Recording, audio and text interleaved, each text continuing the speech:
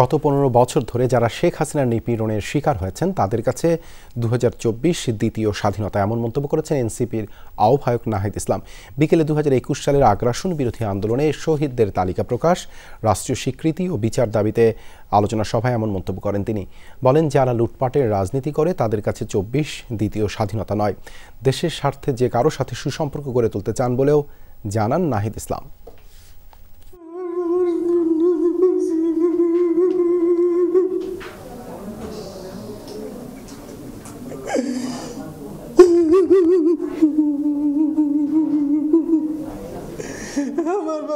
এই আহাজারি প্রিয় মানুষের জন্য, এই কষ্টের তীব্রতা, নারী ছেঁড়া ধন, সন্তান হারানোর।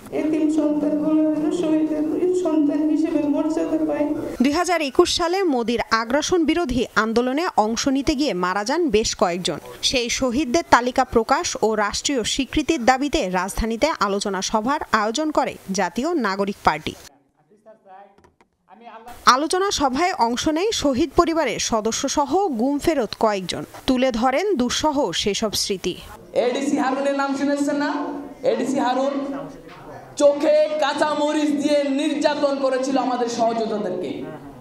রিমান্ডে এমন নির্যাতন নিপীড়ন করেছিল যা ভাষায় প্রকাশ করা যায় না।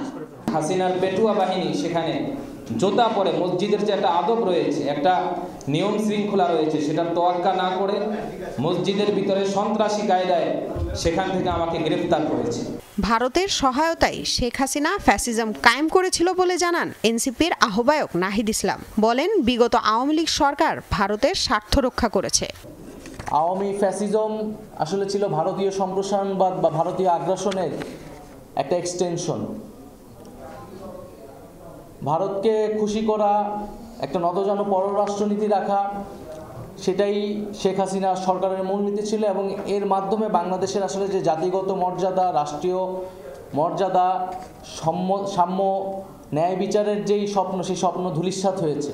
সাথে নানা রকম মিথ্যা জড়িয়ে এখানে হিন্দু নির্যাতনের গল্প আসলে ভারতীয় মিডিয়া এবং পুরো আন্তর্জাতিক মহলে এটা প্রচার করে বেড়াচ্ছে। আমরা মনে করি রাজনৈতিক হস্তক্ষেপের উদ্দেশ্যেই হিন্দু নির্যাতনের গল্প প্রচার করা হচ্ছে এবং এই ধরনের গল্প প্রচার বন্ধ করা উচিত। শেখ হাসিনা এবং আওয়ামী লীগের নেতাকর্মীরা এখনও ভারতে অবস্থান করছে। ভারত গণহত্যাকারীদের নিজ দেশে আশ্রয় দিয়ে কোনো ভালো উদাহরণ তৈরি করছে না।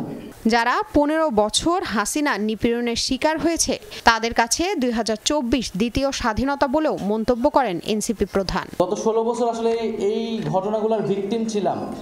আমাদের কাছে এটা অবশ্যই স্বাধীনতা। 5ই আগস্ট আমরা আসলে নতুন করে স্বাধীন হয়েছি।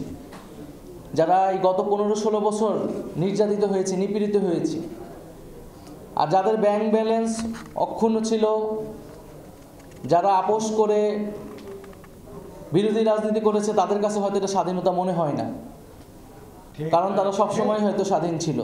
আগের আমলও ছিল, এখনও ছিল।